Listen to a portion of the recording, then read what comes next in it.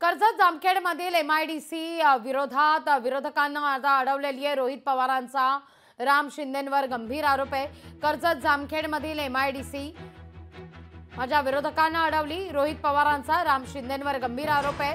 मला क्रेडिट मिळेल म्हणून खोडा घातला गेला असं रोहित पवार म्हणतायत। 3 महिन्यानंतर मवियाची सत्ता येणार असल्याचं देखील रोहित पवार यांनी भाकीत व्यक्त केलंय।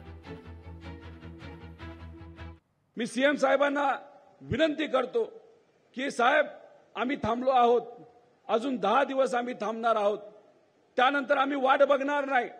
कारण आम्हाला माहिती आहे 3 महिन्यानंतर आदरणीय पवार साहेबांच्या मार्गदर्शनाखाली, उद्धव ठाकरे साहेबांच्या मार्गदर्शनाखाली, काँग्रेस नेत्यांच्या मार्गदर्शनाखाली या महाराष्ट्रामध्ये सत्ता ही महाविकास आघाडीची येणार म्हणजे येणार। पेपरवर आपल्या MIDC वर ज्या मंत्र्याची सही पाहिजे होती ती आत्ताचे मंत्री कदाचित जर करणार नसतील तर 3 महिन्यानंतर तुमच्या सर्वांच्या आशीर्वादाने आणि आदरणीय पवार साहेबांसारख्या मोठ्या नेत्यांच्या ताकदीने त्या कागदावर कदाचित आमच्यासारख्या नवीन कार्यकर्त्याची सही सुद्धा असू शकते, असं तिथं आम्हाला नमूद करायचं।